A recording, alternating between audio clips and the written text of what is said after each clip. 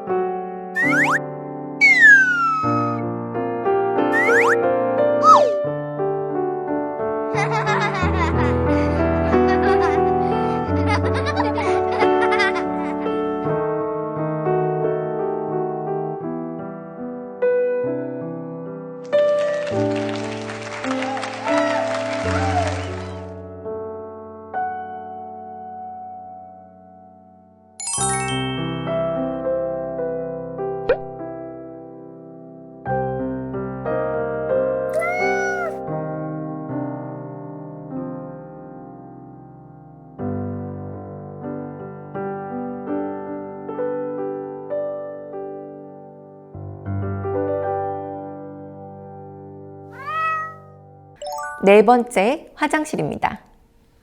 고양이 화장실도 다양한 형태가 있는데요. 일반적으로 고양이에게는 너무 높지 않은 상자형 화장실이 가장 적당합니다. 화장실에 있을 때 예민한 고양이라면 뚜껑이 있는 화장실을 마련해 주면 좋습니다. 다만 뚜껑이 있는 경우 보호자가 화장실을 덜 치우는 경향이 있고 이렇게 더러워진 화장실은 꺼려하는 것으로 알려져 있습니다. 더러운 화장실을 사람이 쓰기 싫듯 고양이도 더러운 화장실은 싫어하겠죠? 때문에 늘 일정한 시간에 최소 하루에 한두 번 정도는 화장실을 치워줘야 합니다. 결코 잊어서는 안 됩니다. 그리고 화장실의 크기도 중요한데요. 고양이는 배뇨나 배변 전에 냄새를 맡거나 몸을 돌리고 배설물을 모래로 파묻는 행동을 하기 때문에 충분한 크기가 충족되어야 합니다. 따라서 고양이 머리부터 엉덩이 끝까지의 길이의 최소의 1.5배는 되어야 하는데요. 연구에 따르면 고양이는 적정한 것보다는 큰 화장실을 선호하는 것으로 알려져 있으므로 여건이 된다면 충분한 크기의 화장실을 마련해 주는 것도 좋습니다. 다음으로 화장실 위치를 선정하는데요. 기본적으로 밥그릇, 물그릇과 멀리 떨어져 있는 위치로 정합니다. 식사 장소와 배설 장소를 멀리 떨어뜨려야 합니다. 그리고 이런 화장실 역시 굉장히 사적인 공간이기 때문에 조용하고 번잡하지 않은 곳으로 위치를 정해야 하는데요. 지나치게 막혀 있거나 나오는 입구가 한 곳으로 한정된 경우에는 공격당할 여지로 인해 스트레스를 받을 수 있기 때문에 집의 환경을 잘 조사해서 적당한 곳을 선정해야 합니다.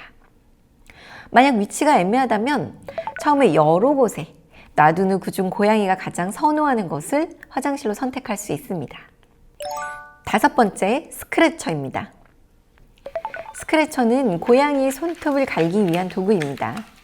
사실 스크래처는 고양이에게 꼭 필요한 자원입니다. 손톱을 가는 것은 고양이에게 매우 중요한 일과인데 스크래처가 없다면 다른 가구에 손톱을 갈게 될 것입니다. 그럴 때 혼내기만 하고 손톱을 갈 수 없게 되면 고양이는 굉장히 스트레스를 받을 수 있습니다. 특히 이렇게 손톱을 가는 과정에서 스트레칭이나 운동을 할 수도 있고 무엇보다 마킹을 할 수 있습니다. 고양이의 발바닥에는 분비선이 잘 발달되어 있는데요. 스크래칭을 하게 되면 발바닥에서 나온 분비물들이 여기에 묻게 되면서 영역을 표시하는 기능도 가지게 되는 것이죠. 때문에 여러 마리 고양이를 기르는 경우에도 고양이들이 서로 다른 스크래처를 가져야 하고 그 위치도 각각 별도의 장소에 마련되어야 합니다. 한편 스크래처는 수직형과 수평형이 있는데 평소 고양이가 발톱을 가는 양상에 따라 선택할 수도 있고 두 가지 모두를 갖출 수도 있습니다. 이쯤 되면 갖춰야 하는 것이 너무 많아서 비용이 부담되시나요? 하지만 이런 것들은 박스를 이용하거나 3줄을 감아서 대체해 줄 수도 있습니다. 조금의 노력만 기울인다면 큰 비용 없이도 고양이를 위한 환경을 조성해 줄 수 있습니다. 6번째, 쉴 수 있는 높은 휴식 공간입니다. 앞서 소개해 드렸듯이 고양이는 낮은 곳보다는 높은 곳에서 안전하다는 느낌을 받습니다. 때문에 평소 높은 공간에서 쉴 수 있는 공간들을 마련해 주는 것이 좋은데요. 캣타워나 캣워크, 단단한 책장 위에 고양이가 쉴 수 있도록 포근한 담요 같은 것을 깔아주면 좋습니다. 자, 지금까지 고양이를 위한 필수적인 자원을 살펴보았습니다. 창문이 있는 안전한 공간에 고양이에게 필요한 자원들을 다양한 공간에 적절한 수만큼 배치하는 것이 키포인트입니다. 오늘은 고양이를 위한 친화적인 환경에 대해 배워보았습니다. 고양이를 잘 키우고 싶은 분들은 뭐든지 해주고 싶어 하지만 사실 공간적인 부분은 한계가 있을 수도 있죠.